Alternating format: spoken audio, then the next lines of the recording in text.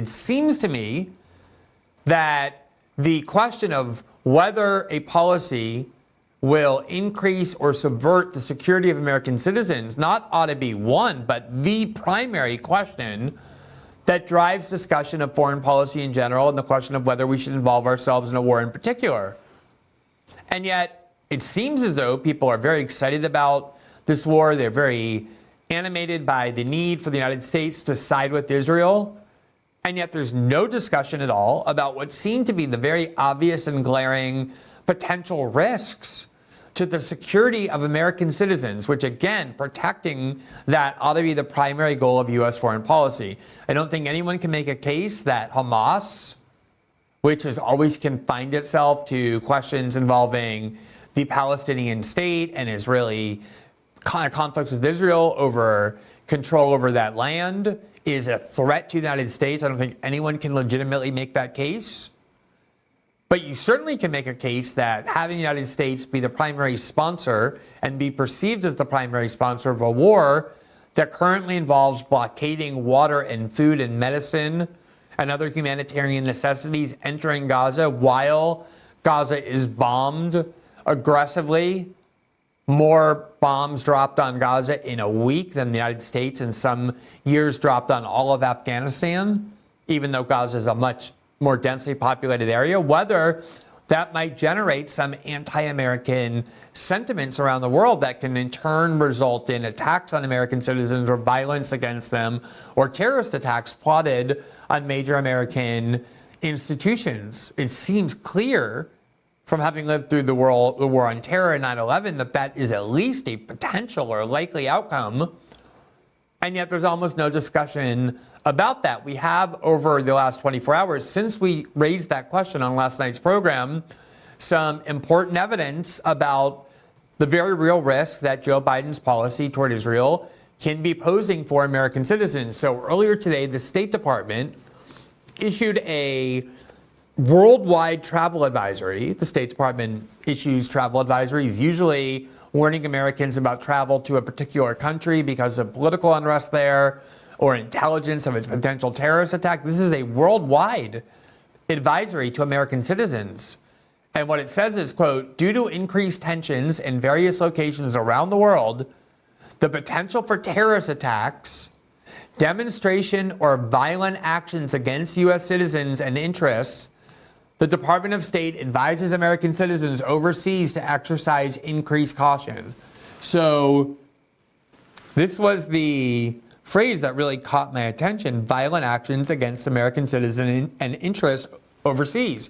Meaning that if you're an American citizen and you are traveling somewhere in the world for business, for pleasure, for whatever reason, there is now, as a result of Joe Biden's policy of involving the United States in the war in Israel, an increased risk that you will be targeted with violent attacks.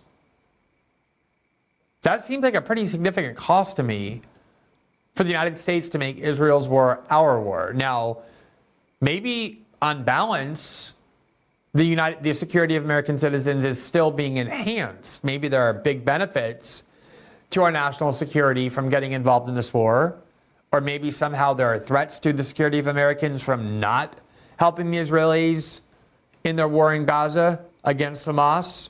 But I don't hear those harms, I don't hear those risks, but I do see these risks.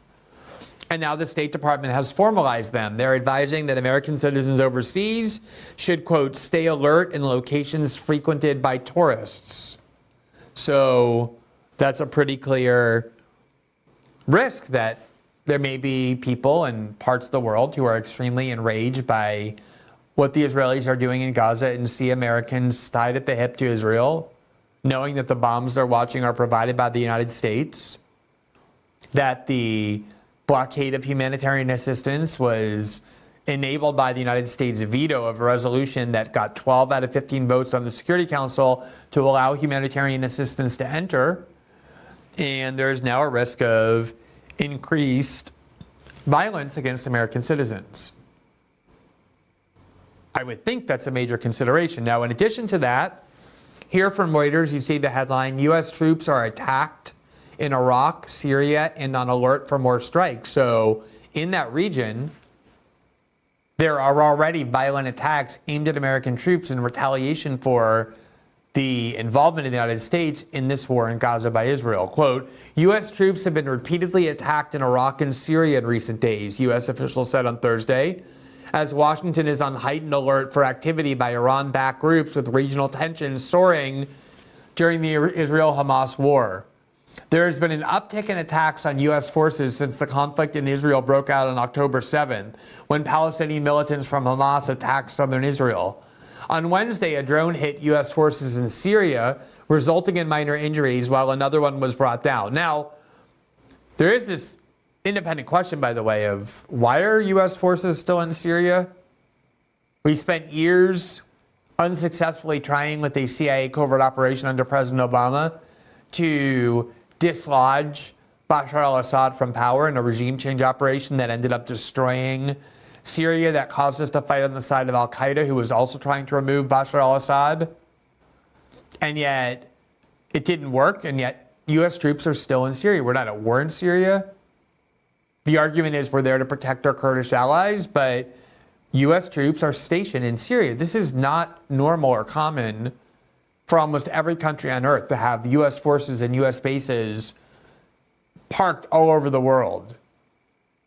Most countries don't ever have this, putting their troops in other countries without the permission or invitation of the government of that country, and yet the U.S. does it all the time. The only time we even remember that we have U.S. forces there is when they're vulnerable to attack, as they have been over the last week because of anti-American anger and the recognition in that region, at least, that we're responsible for this war. Why is that worth it? Maybe there are benefits to these harms to American citizens and American soldiers, but they should be stated what those are. Now, it's not just in Iraq and Syria. Here from CNN, U.S. Navy warship near Yemen intercepts multiple missiles, U.S. officials say. So there was a Navy warship near Yemen that apparently was attacked by missiles, and the Navy warship was able to intercept it.